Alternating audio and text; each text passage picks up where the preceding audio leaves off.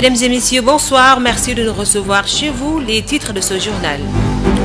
Korité Covid-19, des dispositions prises par les autorités pour limiter la propagation du virus. Les déplacements entre Dakar et les autres régions du pays sont interdits, mais la réouverture des mosquées reste maintenue, de même que les marchés, selon le préfet de Dakar. Plusieurs mosquées étant toujours fermées, Imam Amadou Mokhtar Ndiaye de la grande mosquée de Liberté 6 recommande aux fidèles musulmans d'accomplir la prière surrogatoire à domicile à cause du Covid-19, ce virus qui ne faiblit pas. Ce vendredi, 97 nouvelles contaminations sont recensées par les autorités sanitaires. Il s'agit de 83 cas contacts et 14 issus de la transmission communautaire. 13 ont été enregistrés à Dakar et sa banlieue. Dakar, épicentre de la maladie à coronavirus, qui enregistre la plupart des cas communautaires. Une situation qui s'explique par la forte concentration humaine. Des mesures fortes s'imposent pour endiguer la propagation du virus, soutient le coordonnateur de la cellule d'alerte. Vous aurez également Info Écho avec Hafsa Elimanouane. Voilà pour les titres.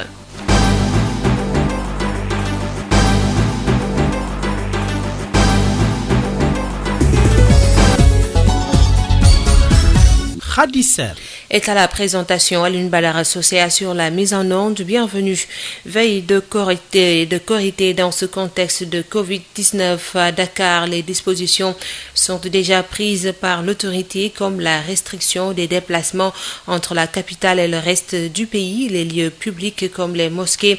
Des dispositions prises, mais la réouverture reste maintenue, de même que les marchés, selon le préfet de Dakar, Alioune Badara Samb, joint par Elhadji Malick Ndiaye.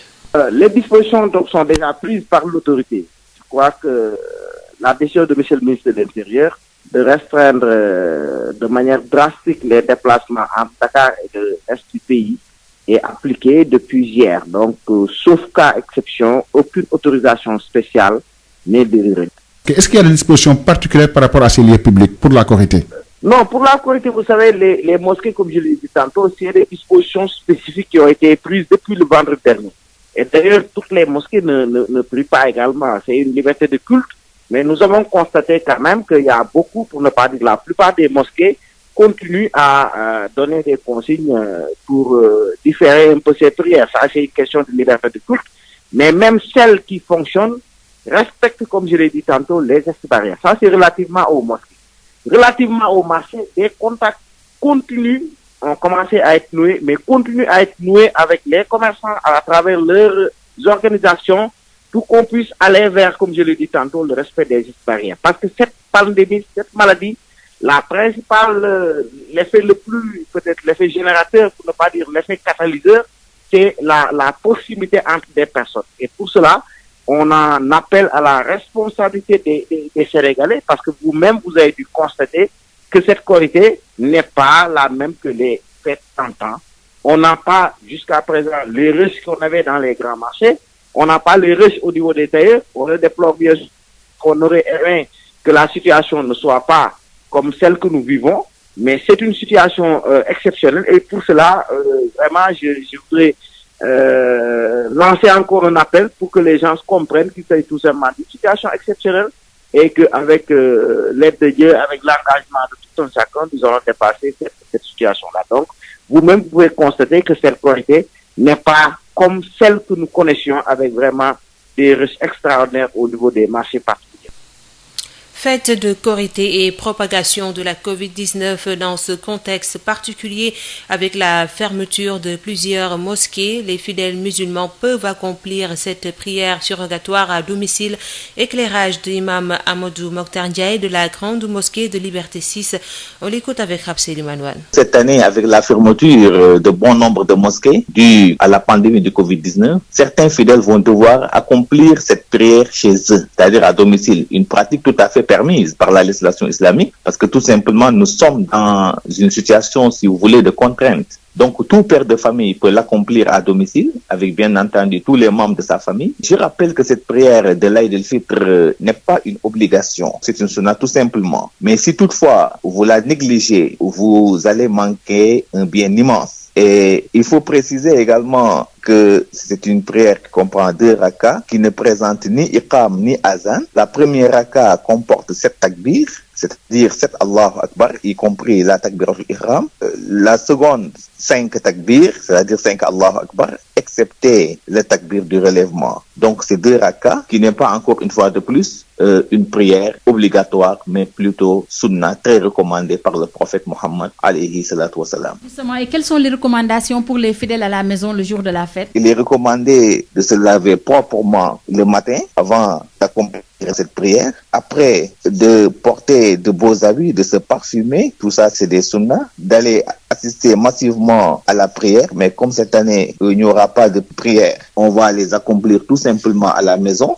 Maintenant, après la prière, de demander pardon, de présenter ses vœux à ses frères et sœurs musulmans et de préparer un copieux repas. Mais ce qui est important comme recommandation, c'est d'abord de s'acquitter de cette aumône qui est la zakat très tôt le matin. Et comme cette année, il n'y aura pas de prière, là, vous allez tout simplement vous baser sur l'heure habituelle de démarrage de la prière de Eid al-Fitr. Si votre mosquée est démarrée, par exemple, à 9h30, donc avant 9h30, vous devez s'acquitter de cette aumône qui est la zakat al-Fitr. Donc, c'est l'adoration la plus importante durant ce jour de l'Aïd. À l'instant, Imam Amadou Mokhtar Ndiaye de la grande mosquée de Liberté 6 Nord qui recommande aux fidèles musulmans d'accomplir la prière surrogatoire à domicile le jour de la Korité. Reprise des enseignements et apprentissages le 2 juin prochain. Ziguinchor s'active à mettre en place les conditions idoines. Les opérations de désinfection ont été lancées ce matin. Plus de 900 salles de classe sont concernées. Une façon pour les autorités de rassurer les parents. Ignace Dey.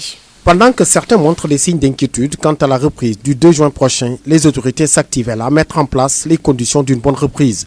Ce matin, le maire de Ziguinchor, avec les autorités académiques de Ziguinchor et celles administratives, ont lancé les opérations de désinfection de salles de classe dans la commune de Ziguinchor en prélude à cette reprise.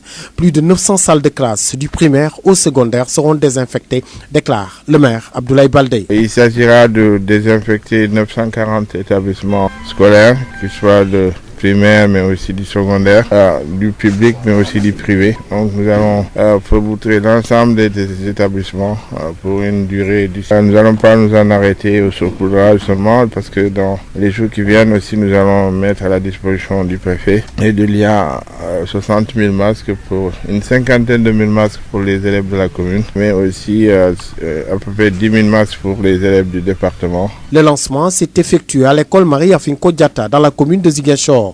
L'IA de Ziguinchor rassure sur les conditions d'une bonne reprise. Cher Faye. À l'heure où je vous parle, pour Ziguinchor, en tout cas pour la commune de Ziguinchor et environ, les conditions sont presque réunies vraiment pour la reprise des classes parce que dans le protocole qui est préconisé, c'est qu'il y ait des lave-mains, qu'il y ait des masques en quantité suffisante pour les élèves et le personnel, ce qui est fait, que les classes soient désinfectées, c'est fait, qu'il y ait un dispositif de lave-mains et un thermoflash pour on peut mesurer la température à la rentrée des établissements. Donc c'est le lieu vraiment de remercier monsieur le maire. Une reprise le 2 juin prochain qui se prépare activement à Ziguinchor où, à côté des inquiétudes exprimées par certains, les autorités, elles, se mobilisent pour rassurer. Ziguinchor, Ignace Dey, Sud FM. Situation de la pandémie au Sénégal, 2909, c'est le nombre de cas diagnostiqués positifs au Covid-19, 97 nouvelles contaminations annoncées ce vendredi, dont 83 cas contacts et 14 issus de la transmission communautaire. 60 patients ont recouvré la santé ce matin, selon le directeur de cabinet du ministre de la Santé et de l'Action sociale, Dr Aloïse Waly Diouf. On l'écoute. Le ministère de la Santé et de l'Action sociale a reçu les résultats des examens virologiques ci-après.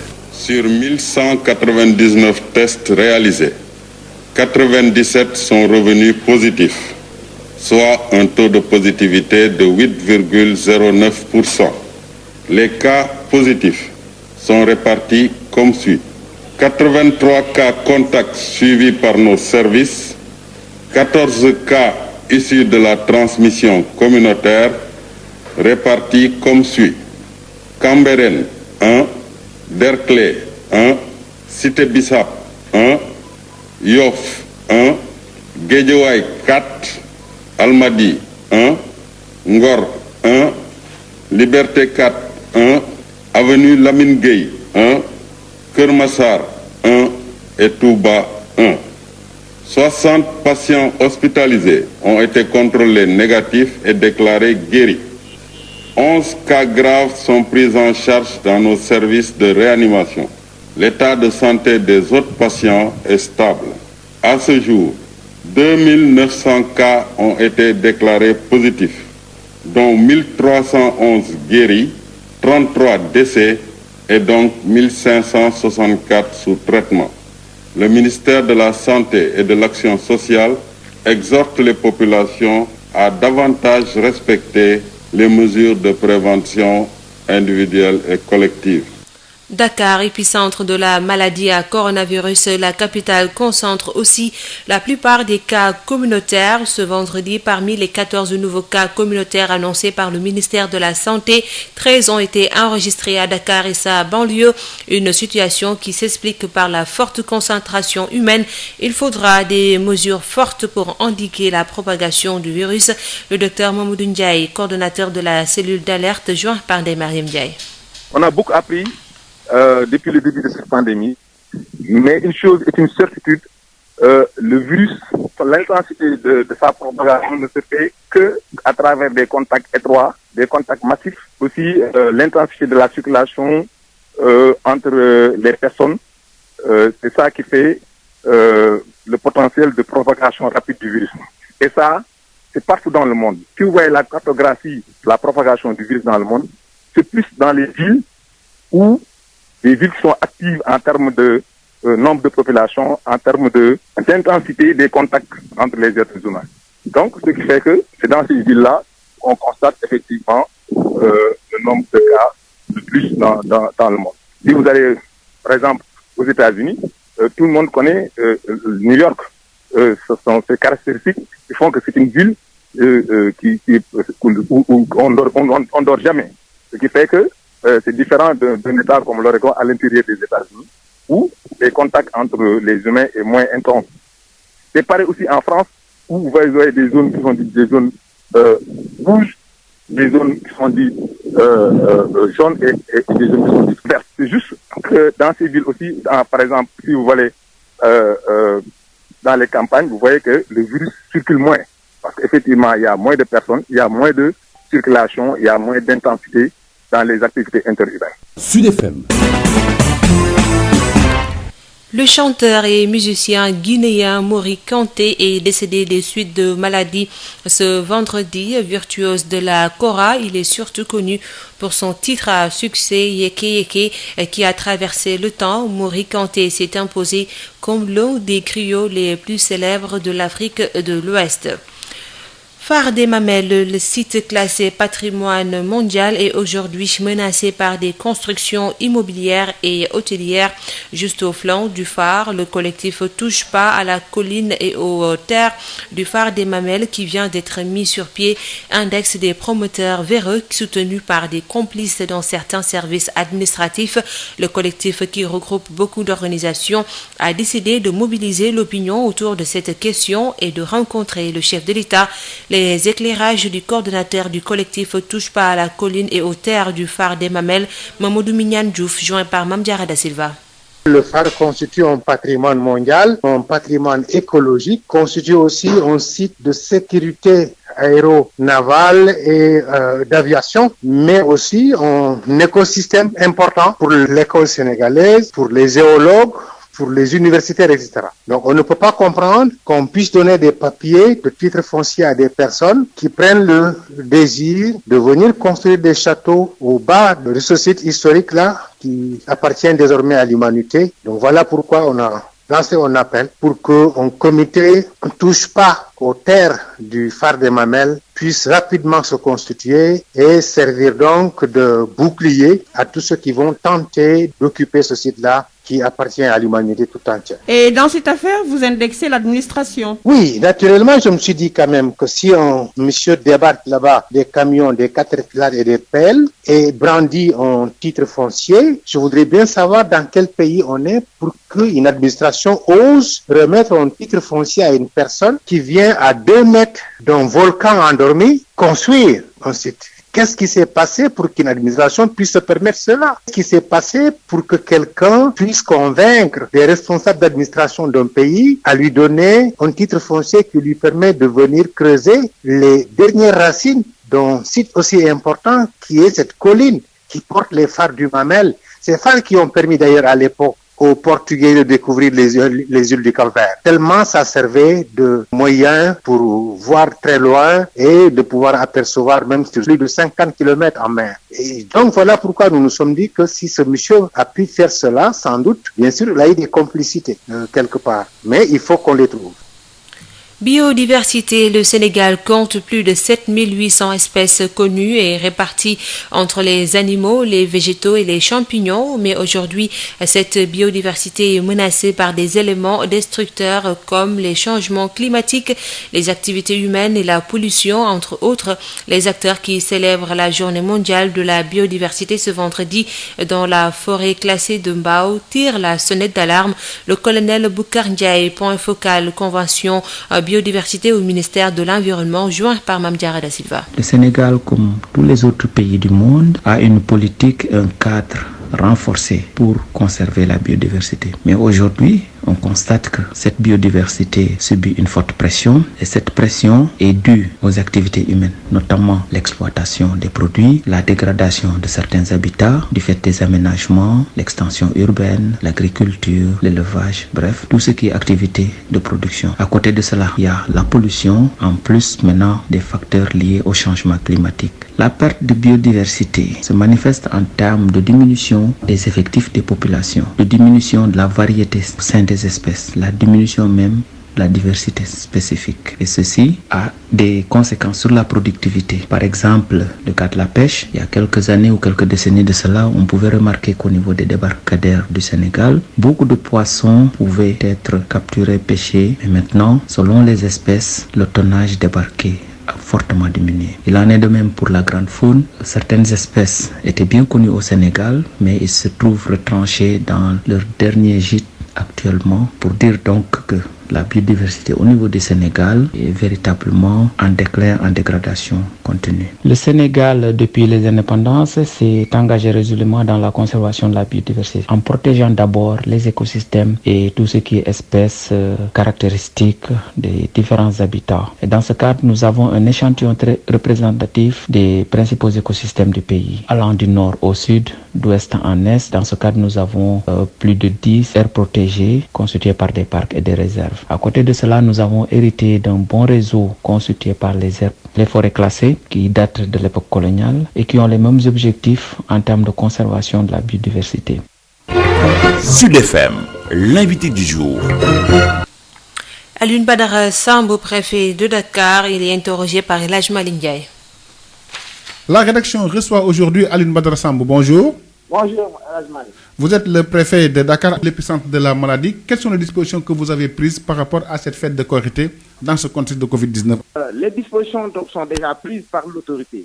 Je crois que la décision de M. le ministre de l'Intérieur de restreindre de manière drastique les déplacements entre Dakar et de l'Est du pays est appliquée depuis hier. Donc, sauf cas exception, aucune autorisation spéciale n'est délivrée. Les seuls cas pour lesquels les autorisations sont délivrées concernent les cas de transfert de corps, ça c'est délivré, mais également les cas de maladies dûment motivées.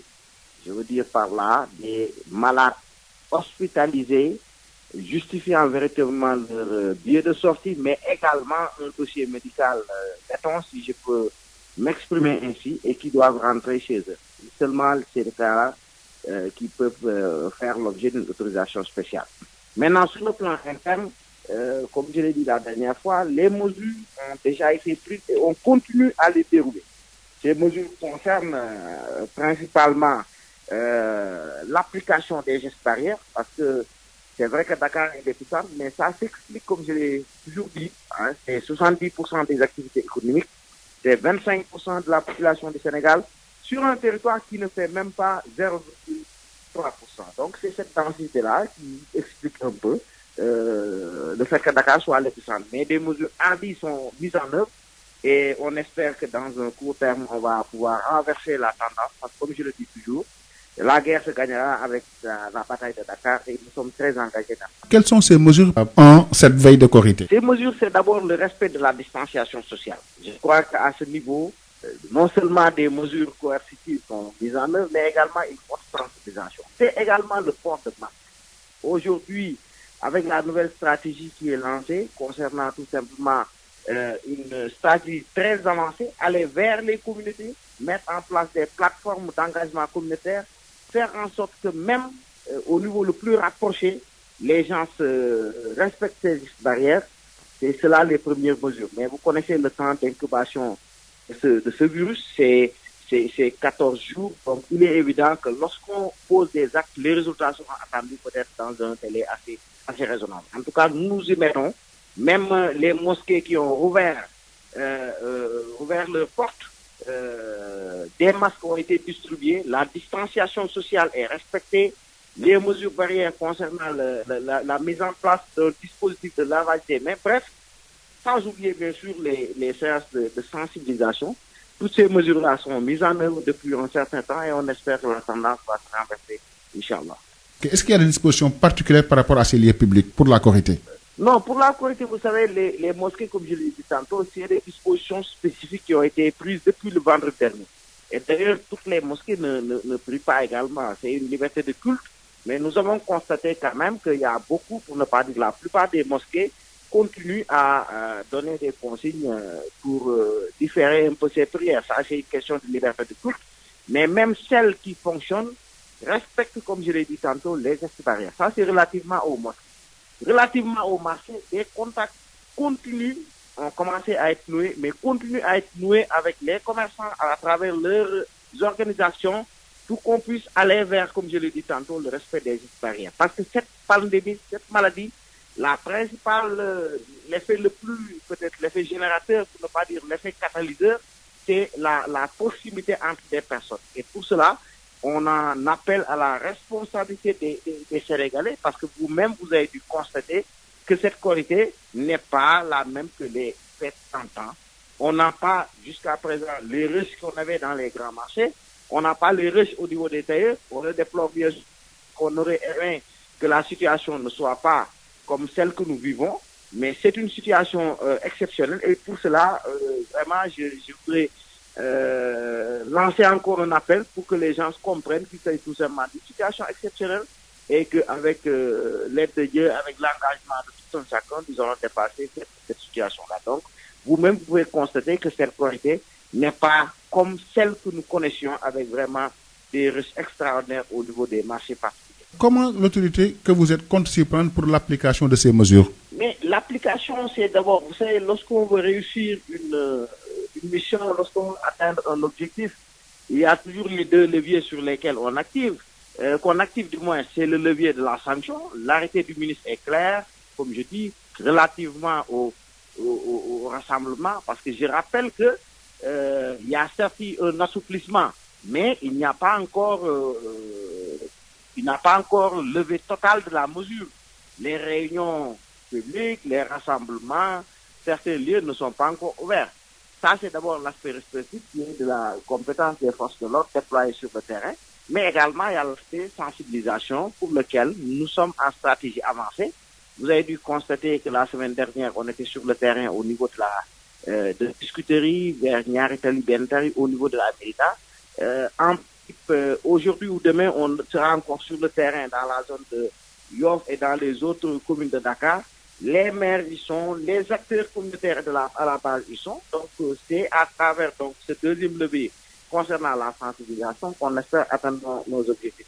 Tout compte fait, vous également, vous avez en tant que médium, votre partition à jouer. Et c'est peut-être avec le travail de tout un chacun qu'on pourrait tout simplement avancer dans ça. En tout cas, on a bon espoir.